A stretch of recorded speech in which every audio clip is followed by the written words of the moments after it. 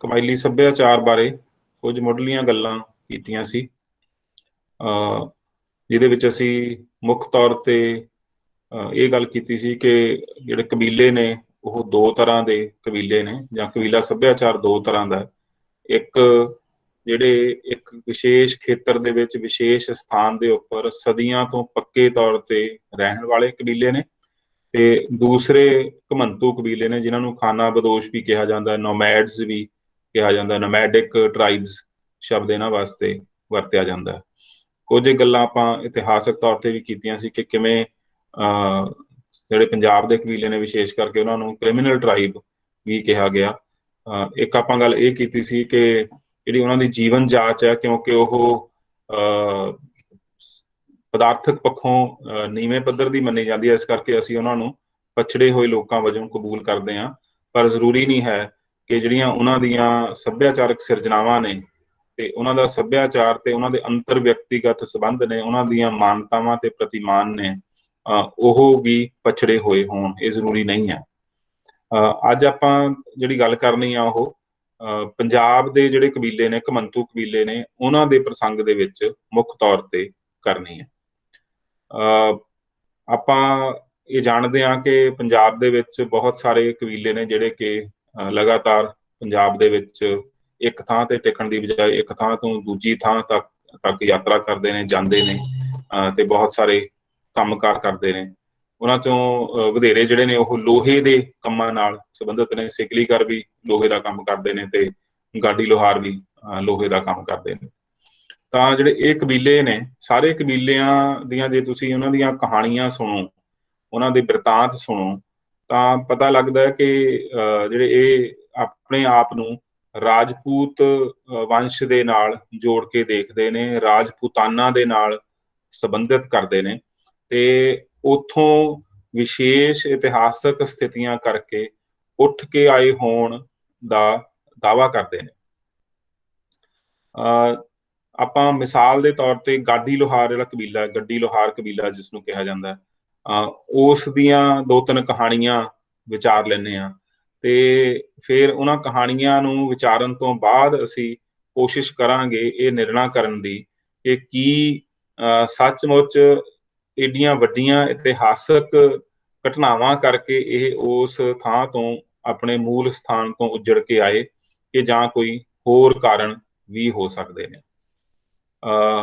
ਜਿਵੇਂ ਕਿ ਆਪਾਂ ਪਹਿਲਾਂ ਕਿਹਾ ਸੀ, ਗੱਲ ਕੀਤੀ ਸੀ ਕਿ ਇਹ ਜਿਹੜੇ ਘਮੰਤੂ ਕਬੀਲੇ ਸਾਡੇ ਕੋਲ ਪੰਜਾਬ ਦੇ ਵਿੱਚ ਨੇ, ਇਹਨਾਂ ਦੇ ਕੋਲ ਇੱਕ ਸਥਿਰਤਾ ਦਾ ਅਤੀਤ ਹੈਗਾ ਕਿ ਅਸੀਂ ਪਹਿਲਾਂ ਕਿਸੇ ਇੱਕ ਸਥਿਰ ਥਾਂ ਦੇ ਉੱਪਰ ਰਹਿੰਦੇ ਸੀ, ਜਾਂ ਥਾਂ ਦੇ ਉੱਪਰ ਸਥਿਰ ਰੂਪ ਦੇ ਵਿੱਚ ਰਹਿੰਦੇ ਸੀ, ਖੇਤਰ ਦੇ ਵਿੱਚ ਪੱਕੇ ਤੌਰ ਤੇ ਰਹਿੰਦੇ ਸੀ।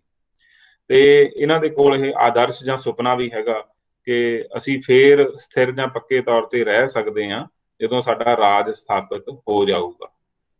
ਤੇ ਜਦੋਂ ਅਸੀਂ ਇਹਨਾਂ ਦਾ ਸਮੁੱਚੇ ਤੌਰ ਤੇ ਪਿਛੋਕੜ ਫਰੋਲਾਂਗੇ ਤਾਂ ਇੱਕ ਗੱਲ ਇਹ ਵੀ ਸਾਹਮਣੇ ਆਊਗੀ ਕਿ ਇਹ ਮੂਲ ਰੂਪ ਦੇ ਵਿੱਚ ਅਸਲ ਵਿੱਚ ਟਰਾਈਬ ਨਹੀਂ ਹੈਗੇ, ਇਹ ਕਬੀਲੇ ਨਹੀਂ ਹੈਗੇ, ਘਮੰਤੂ ਕਬੀਲੇ ਨਹੀਂ ਹੈਗੇ। ਇਹ ਬਾਅਦ ਦੇ ਵਿੱਚ ਮੱਧਕਾਲ ਤੋਂ ਬਾਅਦ ਦੇ ਵਿੱਚ ਬਣੇ ਹੋਏ ਘਮੰਤੂ ਕਬੀਲੇ ਨੇ, ਜਾਂ ਮੱਧਕਾਲ ਦੇ ਦੌਰਾਨ ਬਣੇ ਹੋਏ ਘਮੰਤੂ ਕਬੀਲੇ ਨੇ। ਇਹਨਾਂ ਦਾ ਜਿਹੜਾ ਪਹਿਲੀ ਜੀਵਨ ਜਾਂਚ ਹੈ ਉਹ ਘਮੰਤੂ ਨਹੀਂ ਸੀ। ਉਹ ਆਪ ਵੀ ਆਪਣੇ ਬਿਰਤਾਂਤਾਂ ਦੇ ਵਿੱਚ ਇਹੀ ਗੱਲ ਦੱਸਦੇ ਨੇ। ਮੈਂ ਤੁਹਾਨੂੰ ਕੱਲ ਵੀ ਕਿਹਾ ਸੀਗਾ ਕਿ ਮੇਰੇ ਵਿਦਿਆਰਥੀ ਮਨਿੰਦਰਪ੍ਰੀਤ ਸਿੰਘ ਨੇ, ਜਿਹੜਾ ਟਰਾਈਬਲ ਕਲਚਰ ਦੇ ਉੱਪਰ, ਕਬੀਲਾ ਸੱਭਿਆਚਾਰ ਦੇ ਉੱਪਰ ਕੰਮ ਕਰ ਰਿਹਾ ਹੈ, ਉਸਨੇ ਐਮਫਿਲ ਪੱਧਰ ਦੇ ਉੱਪਰ ਗਾਡੀ ਲੋਹਾਰ ਕਬੀਲੇ ਦੇ ਉੱਪਰ ਕੰਮ ਕੀਤਾ ਸੀ। ਤੇ ਮੁੱਖ ਤੌਰ ਤੇ ਉਹਦਾ ਕੰਮ ਤੰਦੋਲਿਆਂ ਦੇ ਉੱਪਰ, ਜਿਸ ਨੂੰ ਅਸੀਂ ਟੈਟੂਜ਼ ਕਹਿੰਦੇ ਆ, ਉਹਦੇ ਉੱਪਰ ਸੀ। ਕਿ ਜਿਹੜੇ ਕਬਾਇਲੀ ਲੋਕ ਨੇ ਬਹੁਤ ਸਾਰੇ ਟੈਟੂਜ਼ ਬਣਾਉਂਦੇ ਨੇ, ਖੁਣਵਾਉਂਦੇ ਨੇ, ਹਨਾ, ਆਪਣੇ ਸਰੀਰ ਦੇ ਉੱਪਰ, ਵੱਖ-ਵੱਖ ਅੰਗਾਂ ਦੇ ਉੱਪਰ, ਮੱਥੇ ਤੋਂ ਲੈ ਕੇ ਮਤਲਬ ਹਰ ਸਰੀਰ ਦੇ ਅੰਗ ਦੇ ਉੱਪਰ ਇਹ ਤੰਦੋਲੇ ਖੁਣਵਾਉਂਦੇ ਨੇ। ਤਾਂ ਉਹਨਾਂ ਦੇ ਉੱਪਰ ਮੁੱਖ ਤੌਰ ਤੇ ਉਸਦਾ ਕੰਮ ਸੀ। ਪਰ ਇਸ ਕੰਮ ਨੂੰ ਕਰਦਿਆਂ ਹੋਇਆਂ ਅਸੀਂ ਜਦੋਂ ਕਬੀਲਾ ਸੱਭਿਆਚਾਰ ਦੇ ਇਤਿਹਾਸ ਤੇ ਉਸਦੇ ਪਿਛੋਕੜ ਨੂੰ ਫਰੋਲਣ ਲੱਗੇ ਤਾਂ ਬਹੁਤ ਹੀ ਰੌਚਕ ਗੱਲਾਂ ਸਾਹਮਣੇ ਆਈਆਂ। ਤੇ ਗਾਡੀ ਲੋਹਾਰ ਕਬੀਲੇ ਦੇ ਜਿਹੜੇ ਲੋਕ ਨੇ, ਉਹਨਾਂ ਨੇ ਸਾਨੂੰ ਮੁੱਖ ਤੌਰ ਤੇ 3 ਬਿਰਤਾਂਤ ਸੁਣਾਏ। ਤੇ ਉਹਨਾਂ 3 ਬਿਰਤਾਂਤਾਂ ਦੇ ਵਿੱਚ ਉਹਨਾਂ 3 ਬਿਰਤਾਂਤਾਂ ਨੂੰ ਹੁਣ ਮੈਂ ਸਾਂਝਾ ਵੀ ਕਰੂੰਗਾ ਤੁਹਾਡੇ ਨਾਲ। ਤੇ ਉਹ ਤਿੰਨ ਬਿਰਤਾਂਤ ਉਹਨਾਂ ਦੇ ਵਿੱਚ ਬਹੁਤ ਸਾਰੀਆਂ ਚੀਜ਼ਾਂ ਸਾਂਝੀਆਂ ਨੇ, ਕਾਮਨ ਨੇ।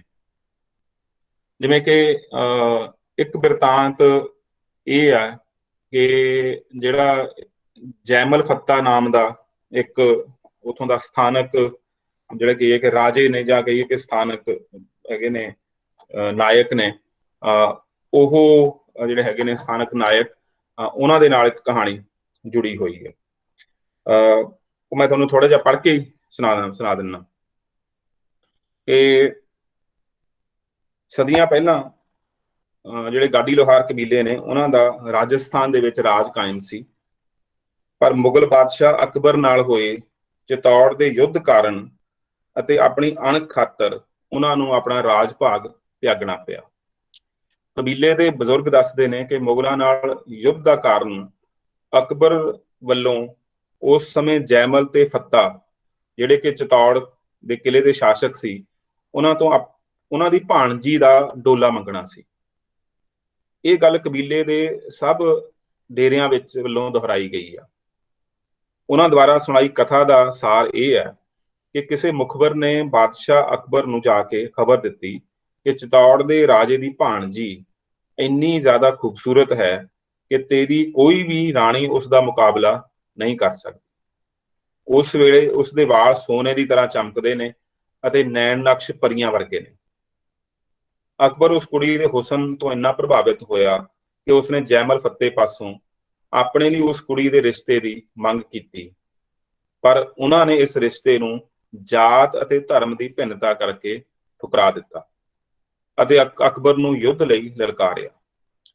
ਅਕਬਰ ਵੀ ਉਸ ਕੁੜੀ ਨੂੰ ਪਾਉਣ ਵਾਸਤੇ ਯੁੱਧ ਕਰਨ ਲਈ ਤਿਆਰ ਹੋ ਗਿਆ। ਅਕਬਰ ਨੇ ਭਾਰੀ ਫੌਜ ਸਮੇਤ ਕਿਲੇ ਨੂੰ ਘੇਰਾ ਪਾ ਲਿਆ। ਕਈ ਦਿਨ ਮਗਰੋਂ ਉਹ ਕਿਲੇ ਵਿੱਚ ਦਾਖਲ ਹੋਣ ਦੇ ਵਿੱਚ ਕਾਮਯਾਬ ਹੋ ਗਿਆ। ਜੈਮਲ ਫੱਤਾ ਆਪਣੀ ਬਹੁਤ ਸਾਰੀ ਰਾਜਪੂਤਾਨਾ ਦੀ ਜਿਹੜੀ ਸੈਨਾ ਸੀ ਉਸ ਸਮੇਤ ਬਹਾਦਰੀ ਨਾਲ ਲੜਦੇ ਹੋਏ ਮਾਰੇ ਗਏ। ਚਿਤੌੜ ਦੇ ਕਿਲੇ ਨੂੰ ਤਹਿਸ ਨਹਿਸ ਕਰ ਦਿੱਤਾ ਗਿਆ। ਉਹਨਾਂ ਦੀ ਭਾਣਜੀ ਆਪਣੇ ਕਾਰਨ ਹੋਏ ਇਸ ਸੰਘਾਰ ਨੂੰ ਸਹਿਣ ਨਾ ਕਰ ਸਕੀ ਅਤੇ ਕਿਲੇ ਦੀ ਛੱਤ ਤੋਂ ਛਾਲ ਮਾਰ ਕੇ ਮਰ ਗਈ। ਉਦੋਂ ਉੱਥੇ ਬਚੇ ਰਾਜਪੂਤਾਂ ਨੇ ਸਹੁੰ ਖਾਧੀ ਕਿ ਜਦੋਂ ਤੱਕ ਉਹ ਚਿਤੌੜ ਕਿਲਾ ਮੁੜ ਫਤਿਹ ਨਹੀਂ ਕਰ ਲੈਂਦੇ, ਉਹ ਇੱਕ ਥਾਂ ਤੇ ਟਿਕ ਕੇ ਨਹੀਂ ਬੈਠਣਗੇ ਤੇ ਨਾ ਹੀ ਇੱਥੇ ਵਾਪਸ ਆਉਣਗੇ। ਇਸ ਤਰ੍ਹਾਂ ਜਿਹੜਾ ਇਹ ਕਬੀਲਾ ਹੈਗਾ, ਇਹ ਡੋਲੇ ਦੀ ਮੰਗ ਕਾਰਨ ਹੋਏ ਯੁੱਧ ਤੇ ਤਬਾਹੀ ਨੂੰ ਆਪਣੀ ਖਾਨਾ ਬਦੋਸ਼ੀ ਦਾ ਮੁੱਖ ਕਾਰਨ ਮੰਨਦਾ। ਤੇ ਜਿਹੜੀਆਂ ਇਹਨਾਂ ਨੇ ਆਪਣੇ ਉੱਪਰ ਸ਼ਰਤਾਂ ਲਾਈਆਂ ਉੱਥੋਂ ਉਜੜਨ ਸਮੇਂ, ਇੱਕ ਤਾਂ ਇਹ ਸੀ ਕਿ ਉਹਨਾਂ ਨੇ ਇੱਕ ਥਾਂ ਦੇ ਉੱਪਰ ਕਦੇ ਵੀ ਪੱਕੇ ਤੌਰ ਤੇ ਨਿਵਾਸ ਨਹੀਂ ਕਰਨਾ ਤੇ ਚਿਤੌੜ ਦੇ ਕਿਲੇ ਨੂੰ ਮੁੜ ਫਤਿਹ ਕਰਨਾ ਤੇ ਸਫ਼ਰ ਦੇ ਦੌਰਾਨ ਮੰਜੀ ਜਿਹੜੀ ਹੈਗੀ ਆ ਉਹ ਮੁੱਧੀ ਰੱਖਣੀ ਹੈ ਤੇ ਰਾਤ ਦੇ ਸਮੇਂ ਦੀਵਾ ਨਹੀਂ ਬਾਲਣਾ।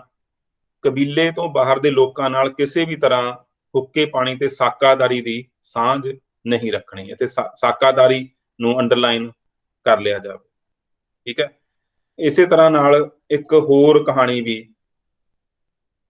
ਜਿਹੜੀ ਮਿਲਦੀ ਆ, ਉਸ ਦਾ ਸੰਬੰਧ ਹੈਗਾ ਆਈ ਲਾਚਾ ਨਾਮ ਦੀ ਇੱਕ ਪਾਤਰ ਦੇ ਨਾਲ।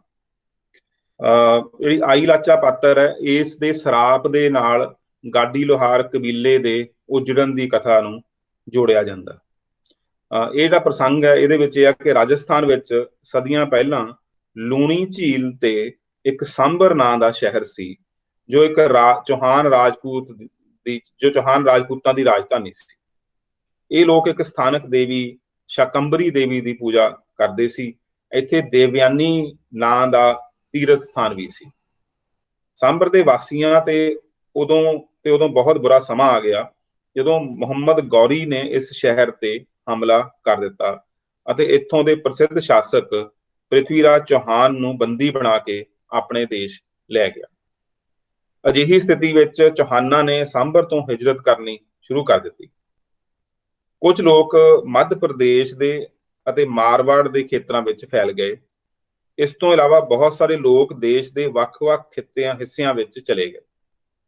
ਮਾਰਵਾੜ ਵਿੱਚ ਟਿਕੇ ਲੋਕਾਂ ਵਿੱਚ ਉਮਰਕੇਤ ਦੇ ਨੇੜਲੇ ਪਿੰਡ ਸੋਦਾ ਦਾ ਇੱਕ ਰਾਜਪੂਤ ਉਗਮ ਸਿੰਘ ਵੀ ਸੀ।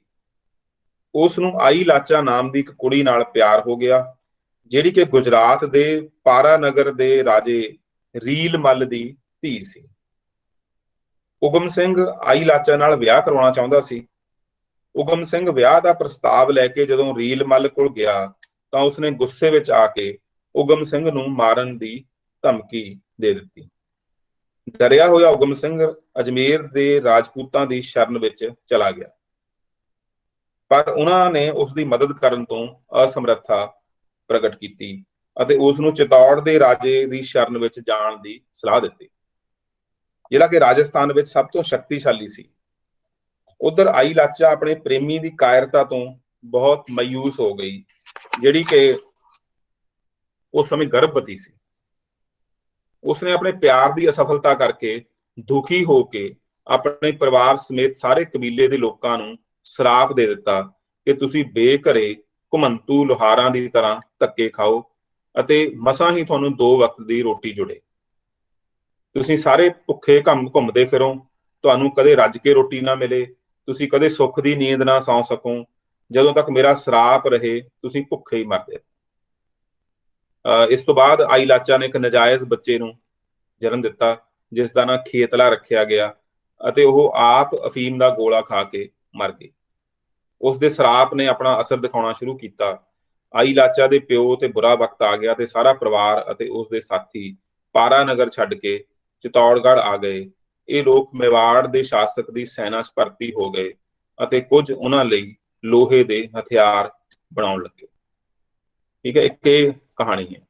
ਇੱਕ ਕਹਾਣੀ ਜਿਹਦੇ ਆਪਾਂ ਫਿਲਮ ਦੇਖੀ ਸੀ ਸਾਰਿਆਂ ਨੇ, ਤੁਹਾਨੂੰ ਯਾਦ ਆ ਜਾਊਗਾ, ਜਿਹੜੀ ਪਦਮਨੀ ਦੇ ਉੱਪਰ ਬਣੀ ਹੋਈ ਫਿਲਮ ਹੈ ਨਾ। ਉਸ ਦੇ ਉੱਪਰ ਕਾਫੀ ਵਾਹ-ਵੇਲਾ ਵੀ ਖੜਾ ਹੋਇਆ ਸੀ, ਹਨਾ। ਰਾਜਪੂਤਾਂ ਨੇ ਰਾਜਸਥਾਨ ਦੇ ਵਿੱਚ ਉਸ ਫਿਲਮ ਦਾ ਕਾਫੀ ਵਿਰੋਧ ਕੀਤਾ ਸੀ। ਉਹਦੀ ਕਹਾਣੀ ਉਹ ਇਸ ਤਰ੍ਹਾਂ ਨਾਲ ਹੈ, ਤੁਸੀਂ ਵੈਸੇ ਉਸ ਕਹਾਣੀ ਤੋਂ ਥੋੜਾ ਜਿਹਾ ਵਾਕਿਫ ਹੋ ਕਿ ਅਲਾਉਦੀਨ ਖਿਲਜੀ ਦੁਆਰਾ 1303 ਈਸਵੀ ਵਿੱਚ ਮੇਵਾੜ ਤੇ ਹਮਲਾ ਕਰਨ ਦਾ ਜਿਹੜਾ ਤਤਕਾਲੀ ਕਾਰਨ ਸੀ, ਉਹ ਰਤਨ ਸਿੰਘ ਦੀ ਪਤਨੀ ਰਾਣੀ ਪਦਮਨੀ ਨੂੰ ਪ੍ਰਾਪਤ ਕਰਨ ਦੀ ਲਾਲਸਾ ਸੀ, ਜੋ ਆਪਣੀ ਲਾਜਵਾਬ ਖੂਬਸੂਰਤੀ ਕਰਕੇ ਪੂਰੇ ਭਾਰਤ ਵਿੱਚ ਮਸ਼ਹੂਰ ਸੀ। ਜਦੋਂ ਪਦਮਾਵਤ ਲਿਖੀ ਗਈ ਹੈ ਨਾ, ਮਲਿਕ ਮੁਹੰਮਦ ਜਾਇਸੀ ਨੇ ਪਦਮਾਵਤ ਲਿਖੀ ਹੈ, ਤਾਂ ਸਮਝ ਲਓ ਕਿ ਇੱਕ ਵੱਡੀ ਗੱਲ ਸੀ ਕਿ ਇੱਕ ਸੁੰਦਰੀ ਦੇ ਉੱਪਰ ਇੱਕ ਤਰ੍ਹਾਂ ਨਾਲ ਪੂਰਾ ਮਹਾਕਾਵ ਲਿਖਿਆ ਗਿਆ। ਤੇ ਉਹ ਜਦੋਂ ਖਿਲਜੀ ਉਸ ਨੂੰ ਪਤਾ ਲੱਗਿਆ ਕਿ ਉਸ ਦੀ ਰਾਣੀ ਬਹੁਤ ਖੂਬਸੂਰਤ ਹੈ, ਤਾਂ ਉਸ ਕਹਾਣੀ ਮੁਤਾਬਕ ਖਿਲਜੀ ਉਸ ਰਾਣੀ ਦੇ ਦੀਦਾਰ ਕਰਨ ਵਾਸਤੇ, ਉਸ ਨੂੰ ਦੇਖਣ ਵਾਸਤੇ ਰਤਨ ਸਿੰਘ ਦੇ ਮਹਿਲ ਦੇ ਵਿੱਚ, ਰਤਨ ਸਿੰਘ ਦੇ ਰਾਜ ਦੇ ਵਿੱਚ ਗਿਆ। ਰਾਣਾ ਨੇ ਮਤਲਬ ਜਦੋਂ ਉਹਨੇ ਇੱਛਾ ਜ਼ਾਹਰ ਕੀਤੀ ਖਿਲਜੀ ਨੇ ਕਿ ਮੈਂ ਜਿਹੜੀ ਹੈਗੀ ਆ ਪਦਮਨੀ ਨੂੰ ਦੇਖਣਾ ਚਾਹੁੰਦਾ, ਤਾਂ ਉਸਨੇ ਕਿਹਾ ਕਿ ਸ਼ੀਸ਼ੇ ਵਿੱਚੋਂ ਤੁਸੀਂ ਦੇਖ ਸਕਦੇ ਹੋ, ਇਸ ਤੋਂ ਬਿਨਾਂ ਆਮੋ ਸਾਹਮਣੇ ਹੋ ਕੇ ਮੁਲਾਕਾਤ ਨਹੀਂ ਹੋ ਸਕਦੀ। ਤੇ ਜਦੋਂ ਉਸਨੇ ਸ਼ੀਸ਼ੇ ਵਿੱਚੋਂ ਖਿਲਜੀ ਨੇ ਦੇਖਿਆ ਤਾਂ ਹੋਰ ਵੀ ਉਸ ਦੀ ਖੂਬਸੂਰਤੀ ਤੋਂ ਪ੍ਰਭਾਵਿਤ ਹੋਇਆ ਤੇ ਉਸ ਦੇ ਮਨ ਵਿੱਚ ਖੋਟ ਆ ਗਈ ਕਿ ਮੈਂ ਇਸ ਰਾਣੀ ਨੂੰ ਹਾਸਲ ਕਰਨਾ। ਤੇ ਜਦੋਂ ਜਿਹੜਾ ਰਤਨ ਸਿੰਘ ਹੈ ਉਹ ਮਹਿਲ ਤੋਂ ਬਾਹਰ ਖਿਲਜੀ ਨੂੰ ਛੱਡਣ ਆਇਆ, ਤਾਂ ਕਿਸੇ ਤਰ੍ਹਾਂ ਸਾਜ਼ਿਸ਼ ਅਧੀਨ ਖਿਲਜੀ ਨੇ ਰਤਨ ਸਿੰਘ ਨੂੰ ਗ੍ਰਿਫਤਾਰ ਕਰਵਾ ਲਿਆ, ਚਾਲ ਚੱਲ ਕੇ ਗ੍ਰਿਫਤਾਰ ਕਰਾ ਲਿਆ। ਖਿਲਜੀ ਨੇ ਫਿਰ ਆਪਣੀ ਛਾਉਣੀ ਤੋਂ ਰਾਣੀ ਪਦਮਨੀ ਨੂੰ ਇੱਕ ਸੁਨੇਹਾ ਭੇਜਿਆ ਤੇ ਸ਼ਰਤ ਲਗਾਈ ਕਿ ਜੇ ਉਹ ਆਪ ਉਹਦੀ ਹਰਮ ਦੇ ਵਿੱਚ ਸ਼ਾਮਿਲ ਹੋਣਾ ਮੰਨ ਜਵੇ ਤਾਂ ਉਹਦੇ ਪਤੀ ਨੂੰ ਛੱਡ ਦਿੱਤਾ ਜਾਊਗਾ। ਹੁਣ ਪਦਮਨੀ ਸਾਹਮਣੇ ਸਵਾਲ ਖੜਾ ਹੋਇਆ ਕਿ ਉਹ ਆਪਣੀ ਇੱਜ਼ਤ ਆਬਰੂ ਦੀ ਰਾਖੀ ਕਰੇ ਕਿ ਆਪਣੇ ਮੁਲਕ ਦੀ ਜਾਂ ਆਪਣੇ ਰਾਜ ਦੀ ਇੱਜ਼ਤ ਆਬਰੂ ਦੀ ਰਾਖੀ ਕਰੇ। ਤੇ ਉਸਨੇ ਦੂਜਾ ਰਾਹ ਜਿਹੜਾ ਹੈਗਾ ਚੁਣਿਆ ਕਿ ਆਪਣੇ ਰਾਜ ਦੀ ਇੱਜ਼ਤ ਆਬਰੂ ਦੀ ਰਾਖੀ ਕਰਨੀ ਜ਼ਿਆਦਾ ਜ਼ਰੂਰੀ ਚੀਜ਼ ਹੈ, ਤੇ ਉਹਨੇ ਉੱਥੇ ਜਾਣਾ ਸਵੀਕਾਰ ਕਰ ਲਿਆ। ਖਿਲਜੀ ਦੀ ਜਿਹੜੀ ਹਵਸ ਹੈ ਜਾਂ ਖਿਲਜੀ ਦਾ ਇਹ ਜਿਹੜਾ ਖਿੱਚ ਹੈ ਨਾ, ਉਸ ਕਾਰਨ ਉਸ ਦੇ ਕਰਕੇ ਜਿਹੜਾ ਇਹ ਸਾਰਾ ਘਟਨਾਕ੍ਰਮ ਵਾਪਰਿਆ, ਇਸ ਤਰ੍ਹਾਂ ਨਾਲ ਦਰਸਾਇਆ ਗਿਆ ਉਸ ਮਹਾਕਾਵ ਦੇ ਵਿੱਚ ਵੀ। ਫਿਰ ਉਸ ਤੋਂ ਬਾਅਦ ਜਦੋਂ ਰਾਣੀ ਚਲੇਗੀ ਉੱਥੇ, ਤਾਂ ਫਿਰ ਹਥਿਆਰਬੰਦ ਜਿਹੜੇ ਰਾਜਪੂਤ ਸੈਨਿਕ ਨੇ 700 ਪਾਲਕੀਆਂ ਸਮੇਤ ਰਾਣੀ ਨੂੰ ਲੈ ਕੇ, ਸਮਝ ਲਓ ਕਿ ਪਹਿਲਾਂ ਦੀ ਗੱਲ ਜਾ ਰਹੇ ਨੇ, ਤੇ ਉਹ ਲੈ ਕੇ ਜਾਂਦੇ ਨੇ, ਭਾਵ ਇੱਕ ਤਰ੍ਹਾਂ ਨਾਲ ਉਹ ਵੱਡੀ ਗਿਣਤੀ ਜਾ ਰਹੇ ਨੇ, ਜਿਸ ਕਰਕੇ ਉਹ ਆਪਣੇ ਰਾਜੇ ਨੂੰ ਸੁਰੱਖਿਅਤ ਵਾਪਸ ਲੈ ਕੇ ਆਉਣ। ਤੇ ਉਹ ਸੁਰੱਖਿਅਤ ਵਾਪਸ ਲੈ ਆਉਂਦੇ ਨੇ। ਉਸ ਬਿਰਤਾਂਤ ਮੁਤਾਬਕ ਫਿਰ ਜਦੋਂ ਵਾਪਸ ਆ ਕੇ ਰਾਣੀ ਨੂੰ ਹਾਸਲ ਕਰਨਾ ਹੈ, ਤਾਂ ਫਿਰ ਆਪਸ ਦੇ ਵਿੱਚ ਉਹਨਾਂ ਦੇ ਟਕਰਾਓ ਹੁੰਦਾ, ਤੇ ਇਹ ਬਹੁਤਾ ਸਪਸ਼ਟ ਨਹੀਂ ਹੋਇਆ ਉਸ ਬਿਰਤਾਂਤ ਦੇ ਵਿੱਚ ਕਿ ਉਹ ਟਕਰਾਓ ਫਿਰ किस कारण होया कि फिर गोरा ते बादल नाम के दो पात्र ने वो बहुत वीरता नाल लड़ते ने ते लड़ते हुए सारी जिहड़ी सैना हैगी आ वो मर जाती है ते सारियां जिहड़ियां राणियां ने वो जौहर की रस्म अदा करदियां ने जिस तो बाद फिर इस हार तो बाद फिर जिहड़ी गल है उत्थों दे उजड़न दी कि उत्थों ਅਸੀਂ सदा वास्ते इथों उजड़ जाना जब तक ਅਸੀਂ वापस चित्तौड़ के किले नूं हासिल नहीं कर लेंदे। ਤਾਂ ਇਹ चित्तौड़ का किला अपने आप च बार-बार आउंदा है ਜਿਹੜੇ ਬਿਰਤਾਂਤ ਨੇ ਇਹਨਾਂ ਨਾਲ जुड़े हुए। ਹੁਣ ਇਹਦੇ ਵਿੱਚ ਦੋ ਤਿੰਨ ਗੱਲਾਂ ਜਿਹੜੀਆਂ ਅੰਡਰਲਾਈਨ ਕਰਨ ਵਾਲੀਆਂ ਸਾਰੇ ਬਿਰਤਾਂਤਾਂ ਦੇ ਵਿੱਚ, ਇੱਕ ਤਾਂ ਦੇਖੋ ਔਰਤ ਜਿਹੜੀ ਹੈਗੀ ਆ ਉਸ ਦਾ ਮਹੱਤਵ ਹੈਗਾ ਕਿ ਇੱਜ਼ਤ ਆਬਰੂ ਕਰਕੇ ਉਹ ਉਥੋਂ ਉਜੜਦੇ ਨੇ ਤੇ ਇੱਕ ਰਾਜੇ ਦੇ ਨਾਲ ਇੱਕ ਤਰ੍ਹਾਂ ਯੁੱਧ ਹੈ, ਯੁੱਧ ਦੇ ਵਿੱਚ ਹਾਰ ਹੈ ਹੈਨਾ, ਤੇ ਵਿੱਚ ਵੇਰਵਾ ਆਉਂਦਾ ਹੈ ਹਥਿਆਰ ਬਣਾਉਣ ਦਾ ਵੀ ਕਿ ਹਥਿਆਰ ਬਣਾਉਣ ਇਹ ਇੱਕ ਤਰ੍ਹਾਂ ਦੇ ਸੰਕੇਤ ਨੇ ਜਿਨ੍ਹਾਂ ਦੇ ਰਾਹੀਂ ਅਸੀਂ ਸਾਰੀ ਜਿਹੜੀ ਕਹਾਣੀ ਆ ਉਸ ਨੂੰ ਖੋਲ ਸਕਦੇ ਹਾਂ। ਹੁਣ ਤੱਕ ਵੀ ਜਿਹੜੇ ਗਾਡੀ ਲੋਹਾਰ ਨਾਲ ਸੰਬੰਧਿਤ ਕਬੀਲੇ ਨਾਲ ਸੰਬੰਧਿਤ ਲੋਕ ਨੇ ਇਹ ਲੋਹੇ ਦਾ ਕੰਮ ਕਰਦੇ ਨੇ, ਇਹ ਹਥਿਆਰ ਬਣਾਉਣ ਦਾ ਕੰਮ ਕਰਦੇ ਨੇ ਜਾਂ ਲੋਹੇ ਦੇ ਹੈਨਾ ਤਸਲੇ ਤੇ ਇਸ ਤਰ੍ਹਾਂ ਦੀਆਂ ਜਿਹੜੀਆਂ ਕਿਸਾਨੀ ਦੇ ਕੰਮ ਆਉਣ ਵਾਲੀਆਂ ਚੀਜ਼ਾਂ ਨੇ ਉਹ ਬਣਾਉਂਦੇ ਨੇ ਤੇ ਸਿਕਲੀਗਰ ਵੀ ਲਗਭਗ ਇਸੇ ਤਰ੍ਹਾਂ ਹੈਨਾ ਦਾ ਕਬੀਲਾ ਹੈ। ਤੇ ਇਸ ਰੂਪ ਦੇ ਵਿੱਚ ਜਿਹੜੀਆਂ ਨਾ ਇਹ ਕਹਾਣੀ ਜਿਹੜੀ ਮੈਂ ਤੁਹਾਨੂੰ ਸੁਣਾਈ ਆ ਇਹ ਲਗਭਗ ਸਾਰੇ ਕਬੀਲਿਆਂ ਦੇ ਵਿੱਚ ਇਸੇ ਤਰੀਕੇ ਨਾਲ ਥੋੜੇ ਥੋੜੇ ਫਰਕ ਨਾਲ ਪਾਤਰਾਂ ਦੇ ਫਰਕ ਨਾਲ ਸੁਣਾਈ ਜਾਂਦੀ ਹੈ। ਤੁਹਾਨੂੰ ਇਸ ਵਾਰ ਪਾਠਕ੍ਰਮ ਦੇ ਵਿੱਚ ਇੱਕ ਲੇਖ ਲਾਇਆ ਗਿਆ ਵਲਾਦੀਮੀਰ ਪ੍ਰੋਪ ਦੇ ਉੱਪਰ। ਜਿਹੜਾ ਵਲਾਦੀਮੀਰ ਪ੍ਰੋਪ ਹੈ ਉਸਨੇ ਮੋਰਫੋਲੋਜੀ ਆਫ ਫੋਕ ਟੇਲ ਨਾਮ ਦੀ ਇੱਕ ਕਿਤਾਬ ਲਿਖੀ ਸੀ ਜਿਸ ਵਿੱਚ ਉਸਨੇ ਕਾਫੀ ਸਾਰੀਆਂ ਜਿਹੜੀਆਂ ਕਹਾਣੀਆਂ ਨੇ ਉਹਨਾਂ ਦਾ ਵਿਸ਼ਲੇਸ਼ਣ ਕਰਕੇ ਉਸਨੇ ਉਹਨਾਂ ਦਾ ਰੂਪ ਵਿਗਿਆਨਕ ਮਾਡਲ ਦੇਣ ਦੀ ਕੋਸ਼ਿਸ਼ ਕੀਤੀ ਜਿਸ ਵਿੱਚ ਉਹ ਕਹਿੰਦਾ ਕਿ ਜਿਹੜਾ ਮਹੱਤਵਪੂਰਨ ਹੈ ਉਹ ਪਾਤਰ ਨਹੀਂ ਹੈਗਾ ਹੈਨਾ। ਜੇ ਕਹੀਏ ਕਿ ਪਾਤਰ ਦਾ ਨਾਮ ਕੀ ਹੈ, ਪਾਤਰ ਕੌਣ ਹੈ, ਕਹਿੰਦੇ ਉਹਦਾ ਕਾਰਜ ਮਹੱਤਵਪੂਰਨ ਹੈ, ਉਹ ਐਕਸ਼ਨ ਕੀ ਕਰਦਾ ਉਹ ਮਹੱਤਵਪੂਰਨ ਹੈ।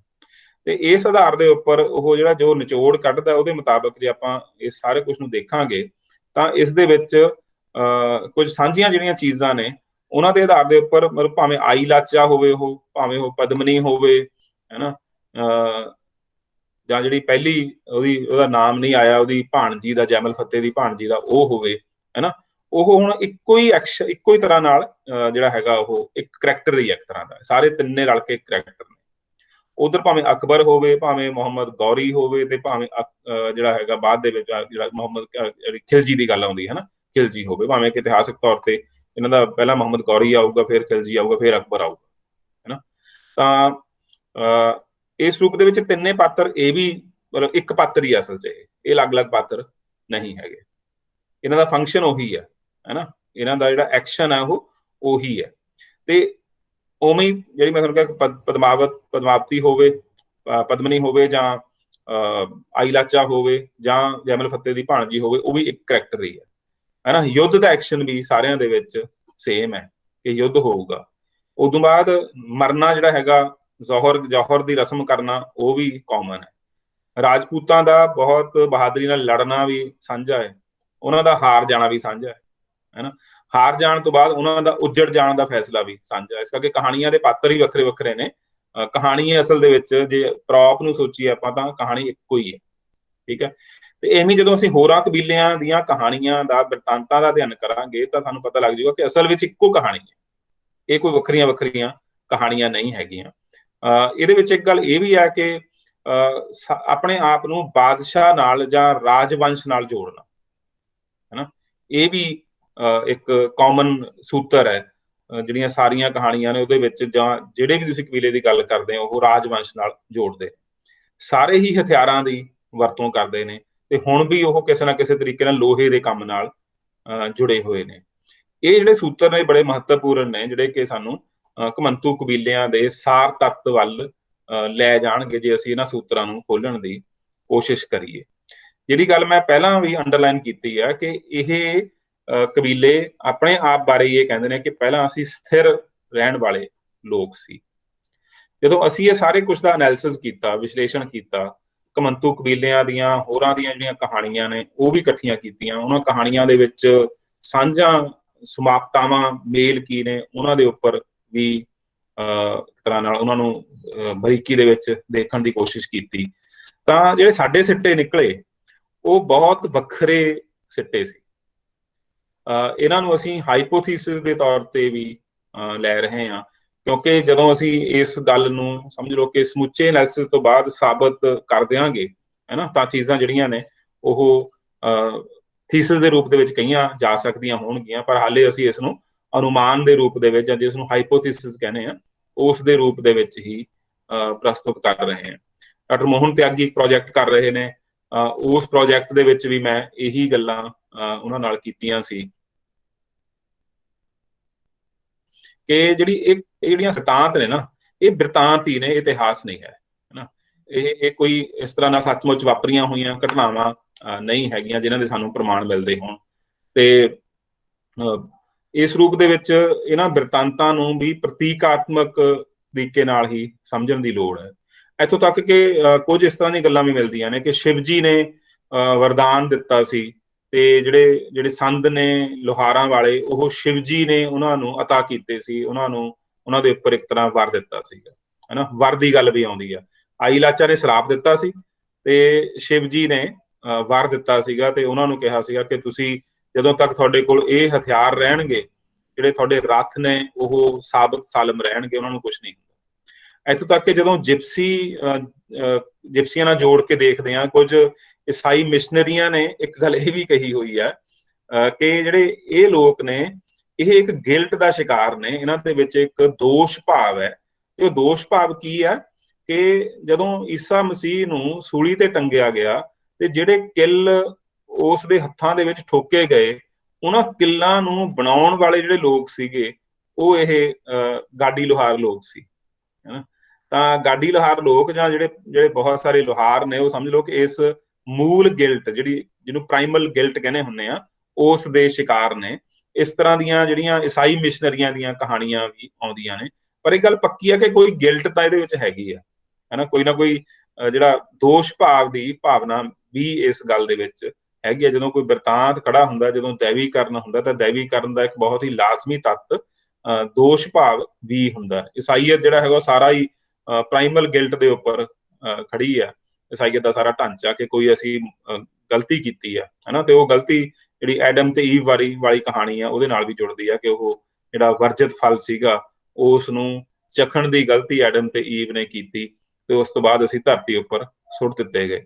ਤੇ ਧਰਮਾਂ ਦੇ ਵਿੱਚ ਇਸ ਤਰ੍ਹਾਂ ਦੀ ਜਿਹੜੀ ਪ੍ਰਾਈਮਲ ਗਿਲਟ ਹੈ, ਉਹਦੇ ਵਿੱਚ ਤਾਂ ਹੁੰਦੀ ਉਹ ਹੈ, ਪਰ ਨਾਲ ਦੀ ਨਾਲ ਜਿੰਨੇ ਵੀ ਦੈਵੀਕਰਨ ਵਾਲੀਆਂ ਸਥਿਤੀਆਂ ਹੁੰਦੀਆਂ ਨੇ, ਇਹਨਾਂ ਦੇ ਵਿੱਚ ਵੀ ਇੱਕ ਮੂਲ ਦੋਸ਼ ਭਾਵ ਦੀ ਹੋਂਦ ਹੁੰਦੀ ਆ। ਇਹਦੇ ਬਾਰੇ ਆਪਾਂ ਕਦੇ ਅਗਲੇ ਲੈਕਚਰ ਦੇ ਵਿੱਚ ਕਿਸੇ ਵਿੱਚ ਗੱਲ ਕਰਾਂਗੇ ਕਿ ਜਿਹੜੀ ਰੱਬ ਦੀ ਸਿਰਜਣਾ ਹੈਗੀ ਆ ਫਰਾਇਡ ਦੇ ਮੁਤਾਬਕ, ਉਹਦੇ ਵਿੱਚ ਕਿਵੇਂ ਮੂਲ ਦੋਸ਼ ਭਾਵ ਪਏ ਨੇ, ਜਿਸ ਕਰਕੇ ਇਸ ਤਰ੍ਹਾਂ ਦਾ ਸਾਰਾ ਜਿਹੜਾ ਸੰਕਲਪ ਹੈ ਉਹ ਹੋਂਦ ਦੇ ਵਿੱਚ ਆਉਂਦਾ। ਤਾਂ ਜਦੋਂ ਅਸੀਂ ਇਸ ਨੂੰ ਦੇਖਦੇ ਹਾਂ, ਤਾਂ ਇਹ ਬਿਰਤਾਂਤ ਅਸਲ ਦੇ ਵਿੱਚ ਕਿਸੇ ਵਾਸਤਵਿਕ ਇਤਿਹਾਸਕ ਘਟਨਾ ਦੇ ਉੱਪਰ ਇੱਕ ਪਰਦਾ ਮਹਿਸੂਸ ਹੋਣਾ ਸ਼ੁਰੂ ਹੋ ਜਾਂਦਾ।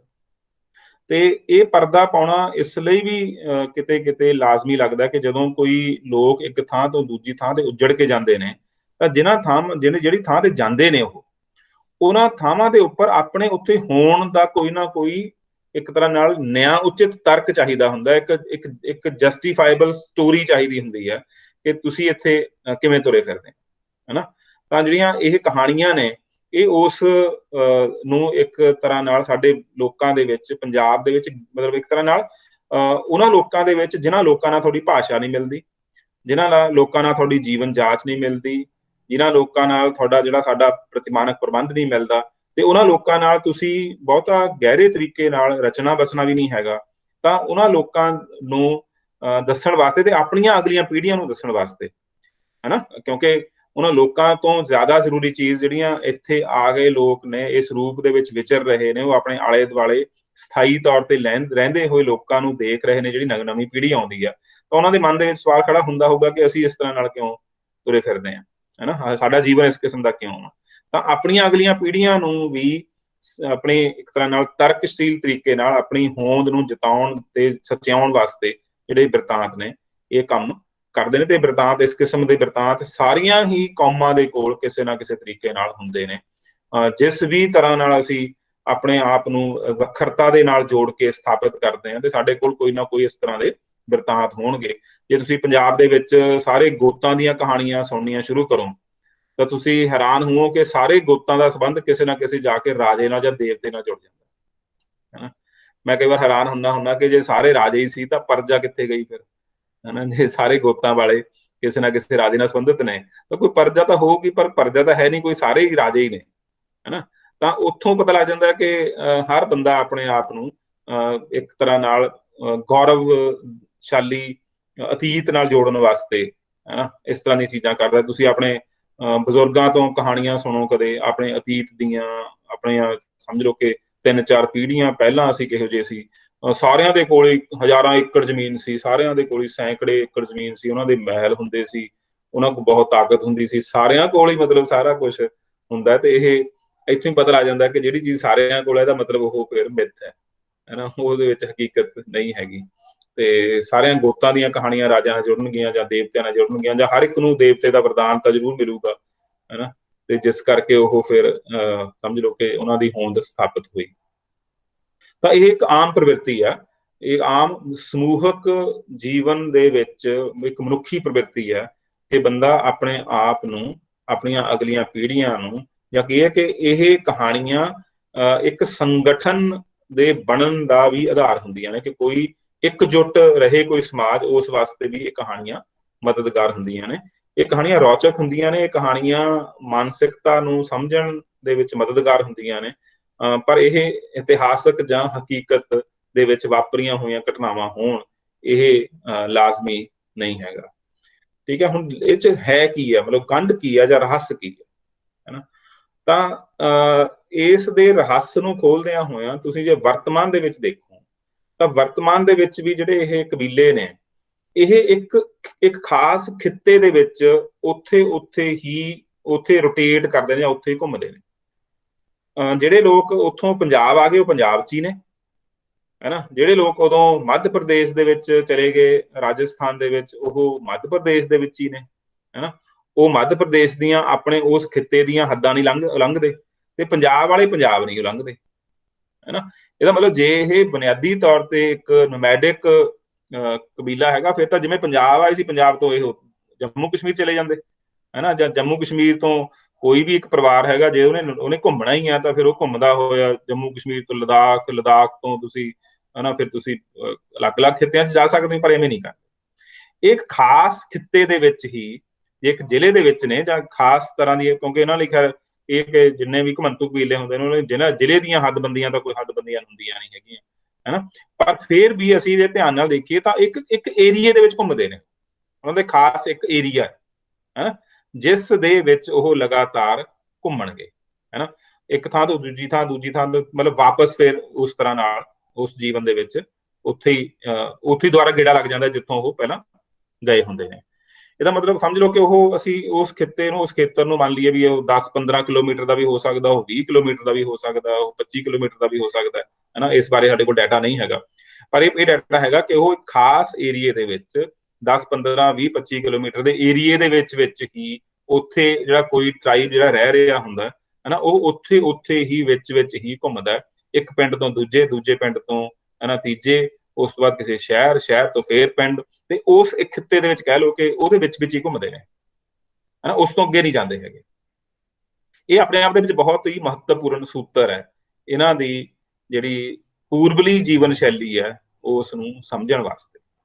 ਜਿਹੜਾ ਸਾਡਾ ਅਨੁਮਾਨ ਹੈ, ਸਾਡੀ ਜਿਹੜੀ ਜਿੱਥੋਂ ਤੱਕ ਹੁਣ ਤੱਕ ਖੋਜ ਅਸੀਂ ਕੀਤੀ ਹੈ, ਉਹ ਇਹ ਕੀਤੀ ਹੈ ਕਿ ਬੁਨਿਆਦੀ ਤੌਰ ਤੇ ਜਿੰਨੇ ਪੰਜਾਬ ਦੇ ਵਿੱਚ ਕਬੀਲੇ ਨੇ, ਇਹ ਕਾਰੀਗਰ ਕਬੀਲੇ,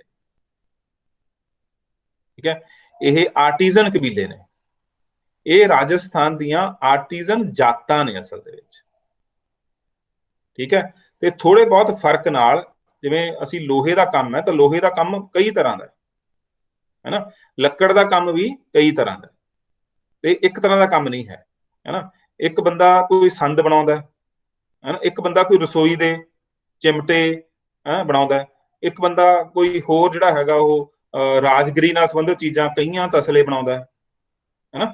ਤਾਂ ਇਹ ਅਲੱਗ-ਅਲੱਗ ਤਰ੍ਹਾਂ ਦੇ ਕੰਮ ਕਰਨ ਵਾਲੇ ਅਲੱਗ-ਅਲੱਗ ਤਰ੍ਹਾਂ ਦੀ ਵਿਸ਼ੇਸ਼ਗਤਾ ਰੱਖਣ ਵਾਲੀਆਂ ਜਾਤਾਂ ਸੀਗੀਆਂ ਜਿਹੜੀਆਂ ਕਿ ਬਾਅਦ ਦੇ ਵਿੱਚ ਇਹ ਟ੍ਰਾਈਬ ਦੇ ਵਿੱਚ ਬਦਲ ਗਈਆਂ। ਸਾਡਾ ਅਨੁਮਾਨ ਇਹ ਹੈ, ਜਾਂ ਸਾਡਾ ਹਾਈਪੋਥੀਸਿਸ ਇਹ ਹੈ ਕਿ ਇਹ ਲੋਕਾਂ ਦਾ ਜਿਹੜਾ ਇਹ ਜੀਵਨ ਸ਼ੈਲੀ ਹੈ, ਘਮੰਤੂ ਜੀਵਨ ਸ਼ੈਲੀ ਹੈ, ਇਹ ਰਾਜਸਥਾਨ ਦੇ ਜਿਹੜੇ ਮੱਧ ਕਾਲ ਦੇ ਵਿੱਚ ਤੋਂ ਸ਼ੁਰੂ ਕਰਕੇ ਜਾਂ ਉਸ ਤੋਂ ਪਿੱਛੋਂ ਲੈ ਕੇ ਮੱਧ ਕਾਲ ਤੱਕ ਤੇ ਉਸ ਤੋਂ ਅੱਗੇ ਵੀ ਇਹ ਜੀਵਨ ਸ਼ੈਲੀ ਉੱਥੋਂ ਦੇ ਕਾਰੀਗਰਾਂ ਦੀ ਸਧਾਰਨ ਜੀਵਨ ਸ਼ੈਲੀ ਰਹੀ।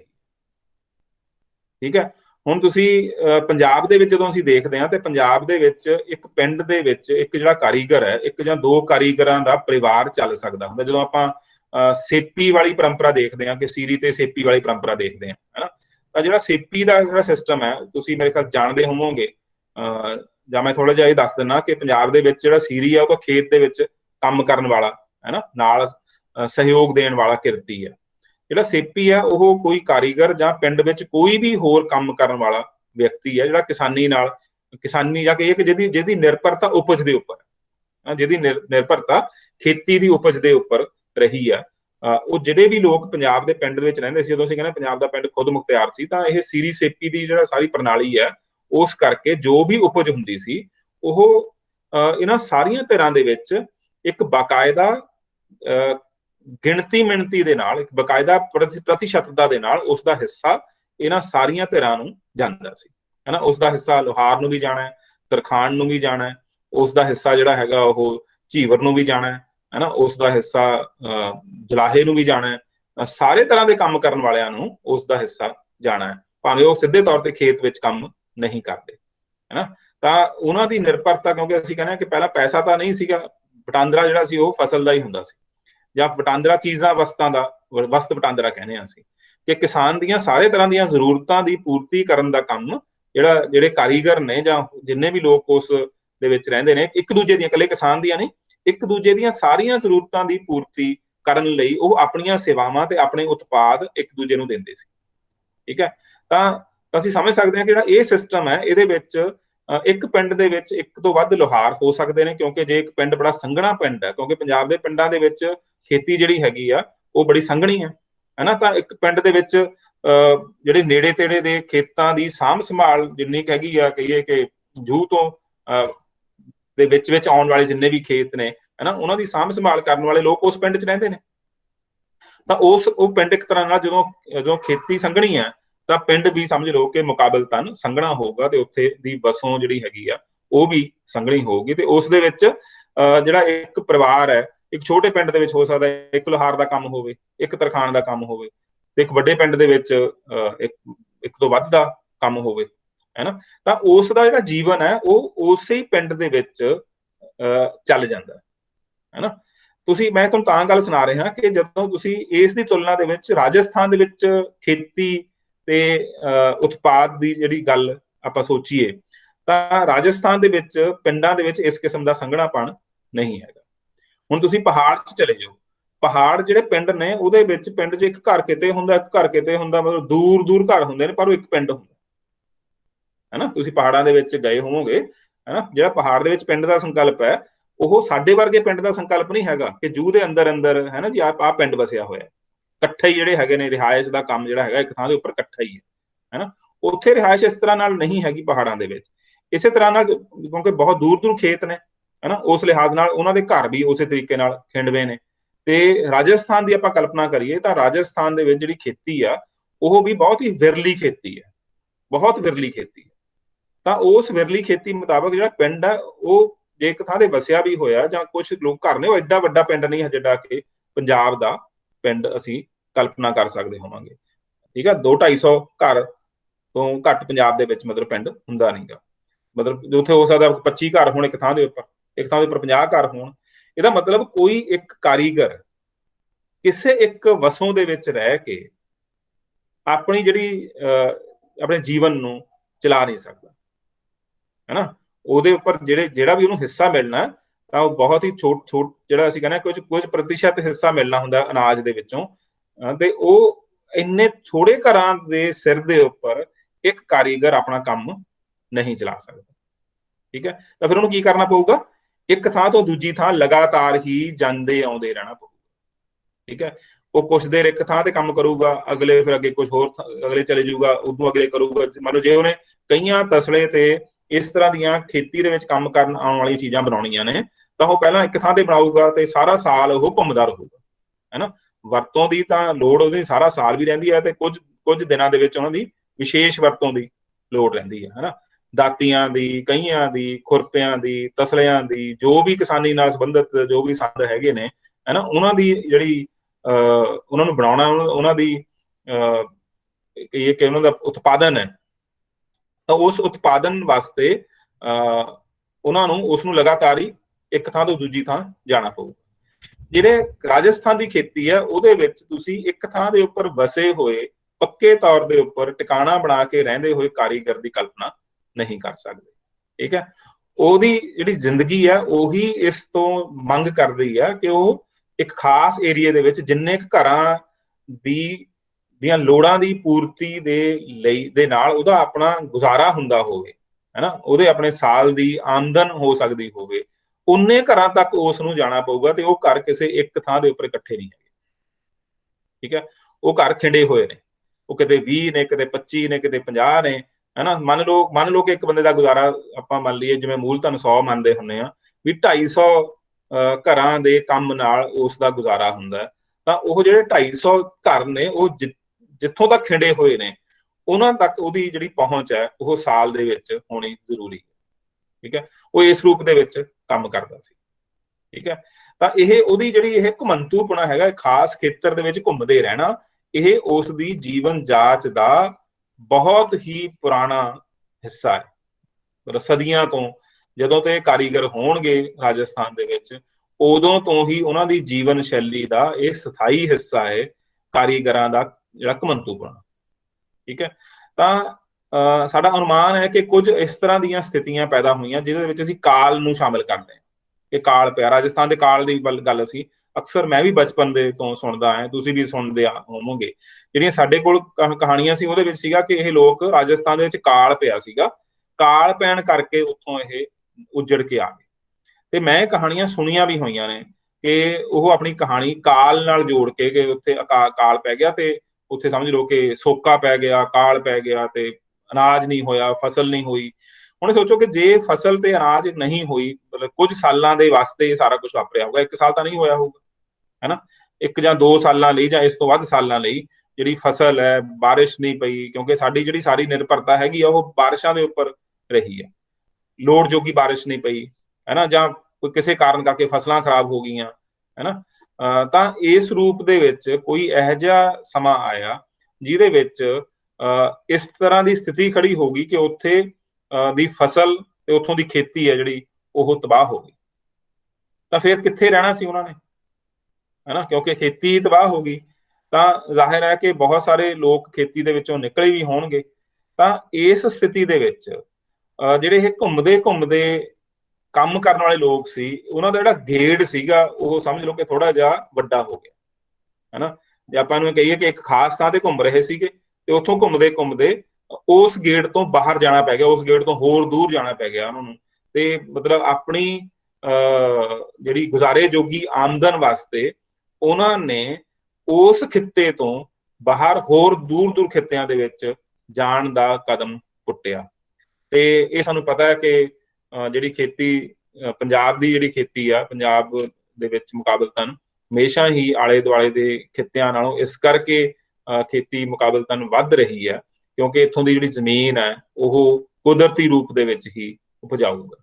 ਜਦੋਂ ਅਸੀਂ ਕਹਿੰਦੇ ਹਾਂ ਕਿ ਪੰਜਾਬ ਦੇ ਲੋਕ ਬਹੁਤ ਮਿਹਨਤੀ ਨੇ, ਤਾਂ ਕੁਝ ਬਾਹਰਲੇ ਲੋਕ ਜਿਨ੍ਹਾਂ ਦਾ ਮੇਰੇ ਨਾਲ ਵਾਹ ਪੈਂਦਾ, ਉਹ ਕਹਿੰਦੇ ਹੁੰਦੇ ਸੀ ਯਾਰ ਤੁਸੀਂ ਆਪਣੇ ਆਪ ਨੂੰ ਬਹੁਤਾ ਨਾ ਕੁਝ ਕਿਹਾ ਕਰੋ, ਤੁਹਾਡੀ ਜ਼ਮੀਨ ਦੇ ਵਿੱਚ ਤਾਂ ਦਾਣਾ ਸੁੱਟੋ ਤੇ ਉੱਥੇ ਉੱਗ ਪੈਂਦਾ, ਹਨਾ। ਤੁਹਾਨੂੰ ਤਾਂ ਮਿਹਨਤ ਕਰਨ ਦੀ ਲੋੜ ਹੀ ਹੈ ਨਹੀਂ ਕੋਈ ਕਿ ਤੁਹਾਨੂੰ ਉੱਥੇ ਬਹੁਤ ਕੁਝ ਕਰਨਾ ਪਵੇ, ਕਿ ਤੁਹਾਡੀ ਜ਼ਮੀਨ ਹੀ ਇੰਨੀ ਫਰਟਾਈਲ ਹੈ। ਭਾਵੇਂ ਕਿ ਇਹ ਗੱਲ ਬਹੁਤੀ ਅਤ ਕਥਨੀ ਹੈ ਇਹ ਕਿ ਸਾਨੂੰ ਜ਼ਮੀਨਾਂ ਸੋਧਣੀਆਂ ਸੁਧਾਰਨੀਆਂ ਵੀ ਪਈਆਂ ਨੇ, ਹਨਾ। ਹੁਣ ਬਠਿੰਡੇ ਦਾ ਸਾਰਾ ਏਰੀਆ ਜਿਹੜਾ ਹੈਗਾ, ਜਿੱਥੇ ਪਹਿਲਾਂ ਕਹੀਏ ਕਿ ਰੇਤਾ ਹੀ ਰੇਤਾ ਹੁੰਦਾ ਸੀ, ਉੱਥੇ ਹੁਣ ਝੋਨੇ ਦੀਆਂ ਫਸਲਾਂ ਲੈ ਹੁੰਦੀਆਂ ਨੇ। ਤਾਂ ਇਹਦਾ ਮਤਲਬ ਲੋਕਾਂ ਨੇ ਚੀਜ਼ਾਂ ਉਥਲ ਕੇ, ਮਤਲਬ ਜ਼ਮੀਨ ਨੂੰ ਉਥਲ ਕੇ, ਰੇਤਾ ਚੱਕ ਕੇ, ਹਨਾ, ਥੱਲੜੀਆਂ ਜ਼ਮੀਨਾਂ ਜਿਹੜੀਆਂ ਹੈਗੀਆਂ ਜਿਹਨੂੰ ਅਸੀਂ ਜਿਵੇਂ ਕਹਿੰਦੇ ਆ ਕਿ ਮਿੱਟੀ ਨੂੰ ਥੱਲਦੇ ਹਾਂ ਅਸੀਂ, ਉਹ ਥੱਲਣ ਤੋਂ ਬਾਅਦ ਥੱਲੜੀ ਮਿੱਟੀ ਜਿਹੜੀ ਹੈਗੀ ਆ ਕੱਢੀ ਜਾਂਦੀ ਹੈ, ਇਹਦੇ ਵਿੱਚ ਕਿ ਹੁਣ ਝੋਨੇ ਹੋ ਰਹੇ ਨੇ।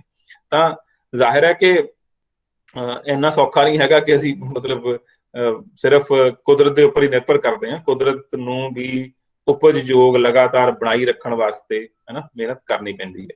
ਪਰ ਫਿਰ ਵੀ ਅਸੀਂ ਮੁਕਾਬਲਤਨ ਕਹਿ ਸਕਦੇ ਹਾਂ ਕਿ ਪੰਜਾਬ ਦੇ ਵਿੱਚ ਖੇਤੀ ਮੁਕਾਬਲਤਨ ਇੱਕ ਸਥਾਈ ਵਰਤਾਰਾ ਹੈ, ਜਿਸ ਦੇ ਵਿੱਚ ਕਹੀਏ ਕਿ ਜ਼ਿਆਦਾ ਲੋਕਾਂ ਦੀ ਨਿਰਭਰਤਾ ਖੇਤੀ ਦੇ ਉੱਪਰ ਰਹੀ ਹੈ। ਤਾਂ ਇਸ ਦੇ ਵਿੱਚ ਆਉਣਾ ਉਹਨਾਂ ਦਾ ਬੜਾ ਸੁਭਾਵਿਕ ਹੈ।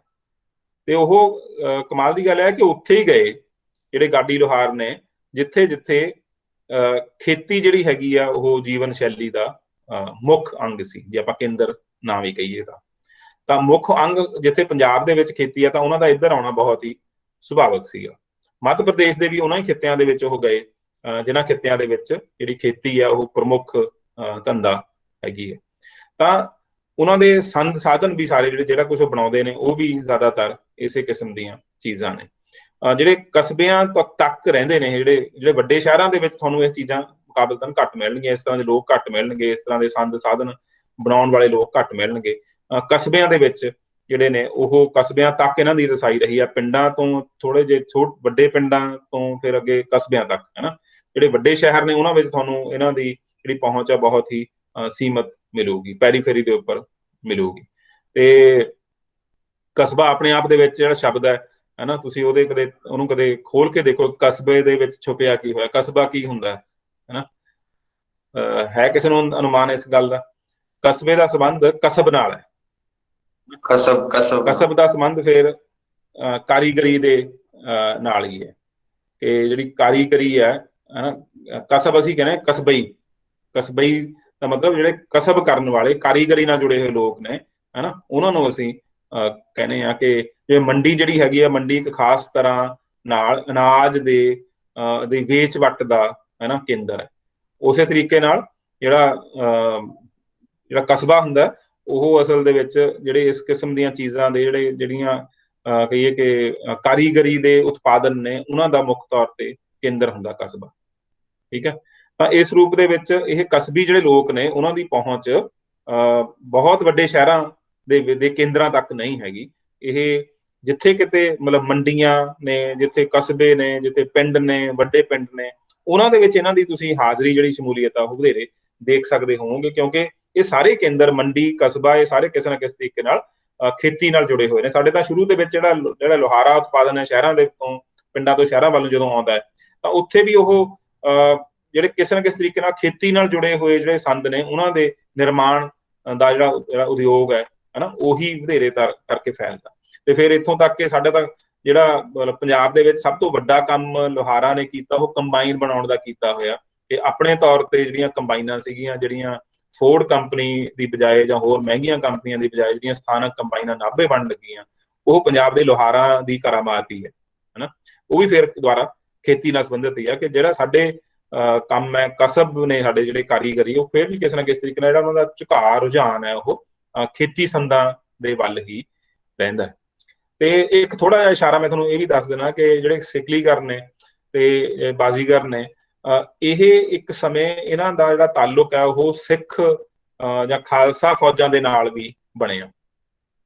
ਖਾਲਸਾ ਫੌਜਾਂ ਦੇ ਵਿੱਚ ਵੀ ਸਮਝ ਲਓ ਕਿ ਉਹ ਸਮਾਂ ਹੋਊਗਾ ਜਦੋਂ ਰਾਜਸਥਾਨ ਤੋਂ ਲੋਕ ਉੱਠ ਕੇ ਜਿਹੜੇ ਲੋਹੇ ਦਾ ਕੰਮ ਕਰਨ ਵਾਲੇ, ਹਥਿਆਰ ਬਣਾਉਣ ਵਾਲੇ ਲੋਕ ਨੇ ਤੇ ਹਥਿਆਰ ਚਲਾਉਣ ਦੇ ਵਿੱਚ ਬਹੁਤ ਹੀ ਫੁਰਤੀ ਵਾਲੇ ਲੋਕ ਨੇ, ਜਿਵੇਂ ਬਾਜ਼ੀਗਰਾਂ ਦੀ ਆਪਾਂ ਗੱਲ ਕਰਦੇ ਹਾਂ, ਉਹ ਸਿੱਖੀ ਦੇ ਵਿੱਚ ਬੜੇ ਵੱਡੇ ਪੈਮਾਨੇ ਦੇ ਉੱਪਰ ਆਏ ਗੁਰੂ ਗੋਬਿੰਦ ਸਿੰਘ ਦੇ ਸਮੇਂ ਦੇ ਵਿੱਚ ਆਪਾਂ ਇਸ ਗੱਲ ਦਾ ਅੰਦਾਜ਼ਾ ਲਗਾ ਸਕਦੇ ਹਾਂ ਕਿ ਉਹ ਯੁੱਧਾਂ ਦਾ ਸਮਾਂ ਹੈ ਤੇ ਸਿੱਖਾਂ ਦੇ ਵਿੱਚ ਬੜੇ ਵੱਡੇ ਪੱਧਰ ਦੇ ਉੱਪਰ ਰਾਜਸਥਾਨ ਤੋਂ ਲੋਕ ਆ ਕੇ ਖਾਲਸਾ ਫੌਜਾਂ ਦੇ ਵਿੱਚ ਉਹੀ ਲੋਕ ਸ਼ਾਮਿਲ ਹੋਏ ਜਿਹੜੇ ਕਿਸੇ ਨਾ ਕਿਸੇ ਲੋਹੇ ਨਾਲ ਦੇ ਕੰਮ ਨਾਲ ਜਾਂ ਜਿਹੜੀ ਫੁਰਤੀ ਦੇ ਨਾਲ ਜੁੜੇ ਹੋਏ ਲੋਕ ਨੇ। ਜਿਹੜੇ ਬਾਜ਼ੀਗਰ ਨੇ ਉਹ ਸਮਝ ਲਓ ਕਿ ਬਹੁਤ ਹੀ ਫੁਰਤੀਲੇ, ਬਹੁਤ ਹੀ ਜਿਹਨੂੰ ਅਸੀਂ ਸਰੀਰਕ ਕਰਤੱਵ ਦਿਖਾਉਣ ਵਾਲੇ ਲੋਕ ਨੇ।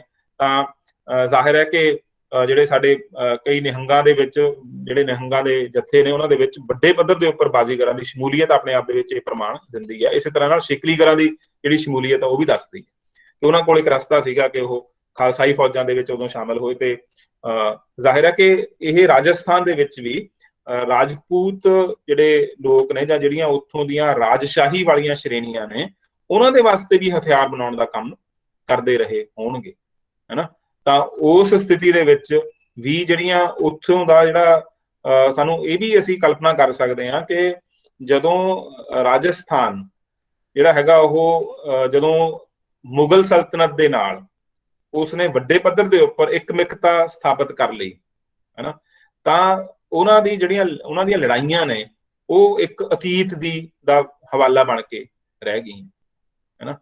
ਤਾਂ ਉਸ ਸਮੇਂ ਵੀ ਜਿਹੜੇ ਇਸ ਕਿਸਮ ਦੇ ਲੋਕ ਨੇ, ਜਦੋਂ ਅਸੀਂ ਇਹ ਜਾਣਦੇ ਹਾਂ ਕਿ ਜੋਧਾ ਬਾਈ ਅਕਬਰ ਦੀ ਰਾਣੀ ਸੀ ਤੇ ਇੱਕ ਰਾਜਪੂਤ ਰਾਣੀ ਸੀ, ਹੈਨਾ, ਤਾਂ ਮੁਗਲ ਵੰਸ਼ ਦਾ ਰਾਜਪੂਤਾਂ ਦੇ ਨਾਲ ਬਹੁਤ ਹੀ ਗਹਿਰਾ ਜਿਹੜਾ ਸੰਬੰਧ ਹੈ ਉਹ ਬਣਿਆ, ਤੇ ਮੁਗਲਾਂ ਦੀ ਜਿਹੜੀ ਪ੍ਰੋਟੈਕਸ਼ਨ ਹੈਗੀ ਆ ਉਸ ਦੇ ਵਿੱਚ ਵੀ, ਜਾਂ ਮੁਗਲ ਸਲਤਨਤ ਦਾ ਇੱਕ ਹਿੱਸਾ ਹੋਣ ਦੇ ਨਾਤੇ ਵੀ ਜਿਹੜੇ ਰਾਜਪੂਤ ਨੇ ਉਹਨਾਂ ਨੇ ਇੱਕ ਤਰ੍ਹਾਂ ਨਾਲ ਇੱਕ ਖਾਸ ਤਰ੍ਹਾਂ ਦਾ ਰੁਤਬਾ ਜਿਹੜਾ ਹੈਗਾ ਮੁਗਲ ਸਲਤਨਤ ਦੇ ਵਿੱਚ, ਇੱਕ ਸੁਰੱਖਿਅਤ ਰੁਤਬਾ ਵੀ ਰਾਜਪੂਤਾਂ ਨੂੰ ਮਿਲਿਆ।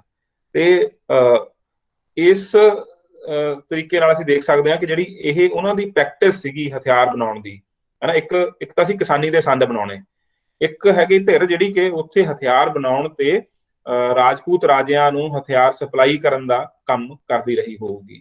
ਤੇ ਜਦ ਕਹੀਏ ਕਿ ਜਦੋਂ ਜਾਂ ਤਾਂ ਹਾਰ ਵਾਲੀ ਸਥਿਤੀ ਦੇ ਵਿੱਚ ਆ ਗਏ ਹੋ ਜਾਂ ਉਹ ਸਮਝੌਤੇ ਵਾਲੀ ਸਥਿਤੀ ਦੇ ਵਿੱਚ ਆ ਗਏ, ਤਾਂ ਉਦੋਂ ਫਿਰ ਸਮਝ ਲਓ ਕਿ ਉਸ ਨਿਰਾਸ਼ਾ ਦੇ ਵਿੱਚੋਂ ਵੀ ਬਹੁਤ ਸਾਰੇ ਜਿਹੜੇ ਕਾਰੀਗਰ ਲੋਕ ਨੇ, ਜਿਹੜੇ ਹਥਿਆਰ ਬਣਾਉਣ ਦੇ ਕਸਬ ਨਾਲ ਜੁੜੇ ਹੋਏ ਲੋਕ ਸੀ, ਉਹਨਾਂ ਨੇ ਉੱਥੋਂ ਹਿਜਰਤ ਕੀਤੀ ਤੇ ਉਹ ਆ ਕੇ ਪੰਜਾਬ ਦੇ ਵਿੱਚ ਜਿੱਥੇ ਯੁੱਧ ਚੱਲ ਰਹੇ ਸੀ, ਖਾਲਸਾਈ ਫੌਜਾਂ ਜਿੱਥੇ ਯੁੱਧ ਦੇ ਵਿੱਚ ਸੀ, ਉਹਨਾਂ ਦੇ ਵਿੱਚ ਉਹ ਆ ਕੇ ਸ਼ਾਮਿਲ ਹੋਏ ਤੇ ਉਹਨਾਂ ਨੇ ਸਿੱਖੀ ਨੂੰ ਵੀ ਧਾਰਨ ਕੀਤਾ, ਹੈ ਨਾ। ਸਾਨੂੰ ਪਤਾ ਕਿ ਸਿੱਖੀ ਦੇ ਵਿੱਚ ਬਹੁਤ ਵੱਡੇ ਪੱਧਰ ਦੇ ਉੱਪਰ ਜਿਹੜੇ ਇਸ ਕਬਾਇਲੀ ਪਿਛੋਕੜ ਵਾਲੇ ਲੋਕ ਸ਼ਾਮਿਲ ਨੇ। ਤੇ ਤੁਸੀਂ ਇਸ ਗੱਲ ਨੂੰ ਵੀ ਧਿਆਨ ਨਾਲ ਦੇਖੋ ਕਿ ਸਾਡੇ ਜਿਹੜੇ ਨਿਹੰਗ ਜੱਥੇ ਨੇ, ਉਹਨਾਂ ਦੀ ਜੀਵਨ ਸ਼ੈਲੀ ਦਾ, ਜਿਹੜੇ ਸਾਡੇ ਰਾਜਸਥਾਨ ਤੋਂ ਆਏ ਹੋਏ ਕਬਾਇਲੀ ਪਿਛੋਕੜ ਵਾਲੇ ਲੋਕ ਅਸੀਂ ਜਿਹਨਾਂ ਨੂੰ ਕਹਿੰਦੇ ਆ, ਉਹਨਾਂ ਦੇ ਨਾਲ ਵੀ ਇੱਕ ਤਰ੍ਹਾਂ ਦੀ ਕੋਈ ਸਮਾਨਤਾ ਹੈਗੀ ਹੈ ਨਾ, ਕਿ ਲਗਾਤਾਰ ਗਤੀ 'ਚ ਰਹਿਣਾ, ਹੈ ਨਾ, ਚੱਲਦੀ ਵਹੀਰ ਦਾ ਜਿਹੜਾ ਪ੍ਰਤੀਮਾਨ ਹੈ ਨਾ ਨਿਹੰਗਾਂ ਦੇ ਵਿੱਚ,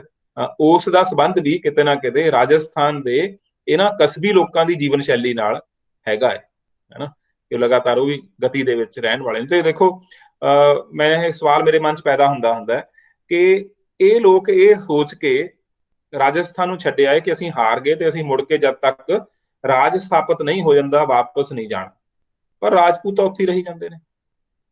ਜਿਹੜੇ ਰਾਜੇ ਅਸਲ 'ਚ ਹਾਰੇ ਸੀ ਉਹ ਤਾਂ ਉੱਥੇ ਹੀ ਰਹਿੰਦੇ ਨੇ।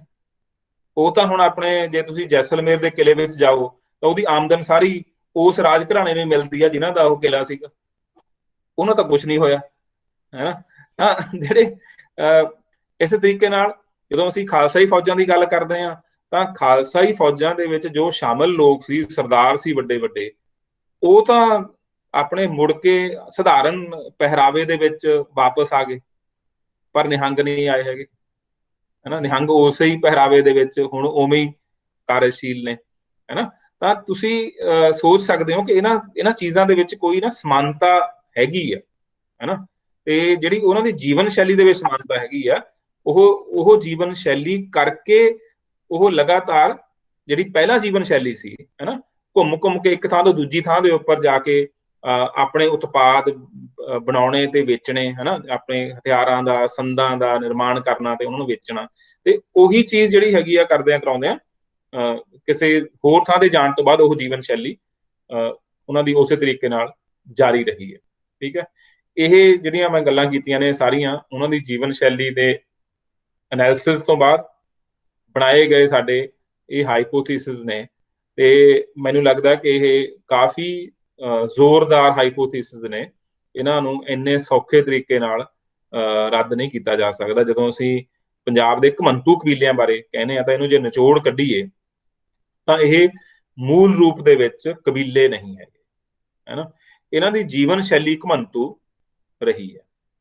ਇਹ ਕਾਰੀਗਰ ਜਮਾਤਾਂ ਨਾਲ ਤੇ ਕਾਰੀਗਰ ਜਾਤਾਂ ਨਾਲ ਸੰਬੰਧਿਤ ਲੋਕ ਰਹੇ ਨੇ, ਜਿਹੜੇ ਖਾਸ ਤਰ੍ਹਾਂ ਦੇ ਰਾਜਨੀਤਿਕ ਹਾਲਾਤ ਬਣਨ ਤੋਂ ਬਾਅਦ ਅਤੇ ਖਾਸ ਤਰ੍ਹਾਂ ਦੀ ਜਿਹੜੇ ਉੱਥੋਂ ਦੀ ਖੇਤੀ ਦੇ ਵਿੱਚ ਜੋ ਉਥਲ ਪੁਥਲ ਹੋਈ, ਉਸ ਤੋਂ ਬਾਅਦ ਉਹਨਾਂ ਦੀ ਜਿਹੜੀ ਮੂਵਮੈਂਟ ਹੈਗੀ ਆ, ਉਹਨਾਂ ਦੀ ਗਤੀ ਹੈ, ਉਹ ਇੱਕ ਖਾਸ ਦਾਇਰੇ ਦੇ ਵਿੱਚ ਉੱਥੋਂ ਨਿਕਲ ਕੇ ਉਹ ਦੂਜੇ ਖਿੱਤਿਆਂ ਦੇ ਵਿੱਚ ਚਲੇ ਗਏ, ਜਿੱਥੇ ਜਾਂ ਤਾਂ ਖੇਤੀ ਹਾਵੀ ਸੀ ਜਾਂ ਉੱਥੇ ਉਸੇ ਕਿਸਮ ਦੀਆਂ ਜਿਹੜੀਆਂ ਫੌਜੀ ਜਿਹੜੀਆਂ ਹੈਗੀਆਂ ਨੇ, ਕਹੀਏ ਕਿ ਮੁਹਿੰਮਾਂ ਚੱਲ ਰਹੀਆਂ ਸੀ, ਉਹਨਾਂ ਥਾਵਾਂ ਦੇ ਉੱਪਰ ਜਾ ਕੇ ਇਹ ਉਹਨਾਂ ਸੱਭਿਆਚਾਰਾਂ ਦੇ ਵਿੱਚ ਸੌਖੇ ਤਰੀਕੇ ਨਾਲ ਜਾ ਕੇ ਰਹਿਣ ਲੱਗ ਪਏ।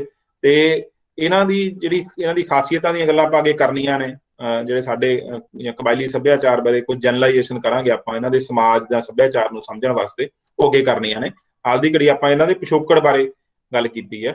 ਤਾਂ ਇਸ ਤਰ੍ਹਾਂ ਨਾਲ ਇਹ ਉੱਥੋਂ ਨਿਕਲ ਕੇ ਜਦੋਂ ਇਹ ਦੂਜੇ ਖਿੱਤਿਆਂ ਦੇ ਵਿੱਚ ਚਲੇ ਜਾਂਦੇ ਨੇ, ਫਿਰ ਇੱਕ ਸੀਮਤ ਦਾਇਰੇ ਦੇ ਵਿੱਚ ਉੱਥੇ ਹੀ ਘੁੰਮਦੇ ਨੇ, ਹੈ ਨਾ। ਜੇ ਉੱਥੇ 20-25 ਕਿਲੋਮੀਟਰ ਦਾ ਏਰੀਆ ਸੀ ਤਾਂ ਇੱਥੇ ਵੀ 20-25 ਕਿਲੋਮੀਟਰ ਦੇ ਖੇਤਰ ਦੇ ਵਿੱਚ ਹੀ ਉੱਥੇ ਮੂਵ ਕਰਨਗੇ, ਠੀਕ ਹੈ।